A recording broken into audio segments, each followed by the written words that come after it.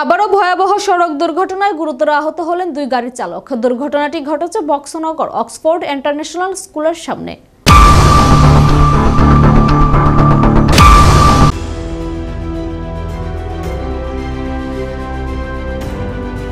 বক্সনগরে ভয়াবহ সড়ক দুর্ঘটনায় গুরুতর আহত দুই চালক।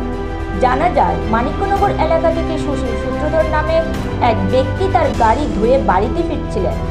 দ্রুত গতিতে চলার কারণে নিয়ন্ত্রণ হারিয়ে গাড়িটি অক্সফোর্ড ইন্টারন্যাশনাল স্কুলের সামনে একটি গাছের সঙ্গে সজোরে ধাক্কা খায় এবং সামনের দিকে উঠে যায়।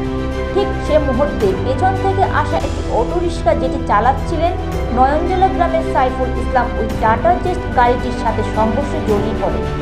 এতে দুটি গাড়ি উল্টে যায় এবং চালকরা গুরুতর আহত হয়। দুর্ঘটনার খবর পেয়ে কলমচোরা থানার পুলিশ দ্রুত ঘটনাস্থলে পৌঁছায় এবং আহত চালকদের উদ্ধার করে বক্সনগর সামাজিক স্বাস্থ্য কেন্দ্রে নিয়ে যায়। কিন্তু চালকদের অবস্থার অবনতি হওয়ায় কর্তব্যরত চিকিৎসক দুজনকেই হাঁপানিয়া হাসপাতালে রেফার করে। বক্সনগর সামাজিক স্বাস্থ্য কেন্দ্রের ইনচার্জ শ্যাম দেববর্মা জানিয়েছেন, অটোরিক্সা চালক সাইফুল ইসলাম গুরুতর আহত হয়েছেন। পরে টাটা জেস্ট চালক সুশীল সূত্রধরকেও উন্নত চিকিৎসার জন্য হাঁপানিয়া হাসপাতালে পাঠানো হয়। বর্তমানে দুজনই আশঙ্কাজনক অবস্থায় চিকিৎসাধীন রয়েছে। দুর্ঘটনার পর পুলিশ টাটা জেস্ট ও অটোরিক্সাটি উদ্ধার করে থানায় নিয়ে গেছে।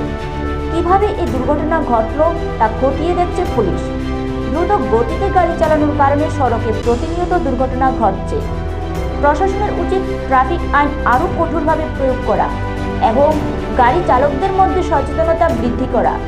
স্থানীয়রা এই দুর্ঘটনার পর দ্রুত গতির যানবাহনের উপর নিয়ন্ত্রণ আনার দাবি জানিয়েছে।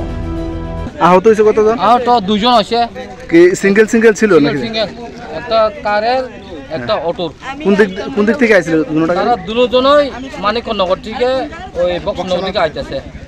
এরপরে একটা লগে একটা স্পিড আসছিল, এরপরে এই অটো লগে এই কারটা বাড়ি দিছে, বাড়ি দেওয়ার পরে তারা ঘটনাস্থলে পড়ে গেছে এবং দুজনই বর্তমানে। নিজস্ব প্রতিনিধি রিপোর্ট, এশিয়ান টাইমস।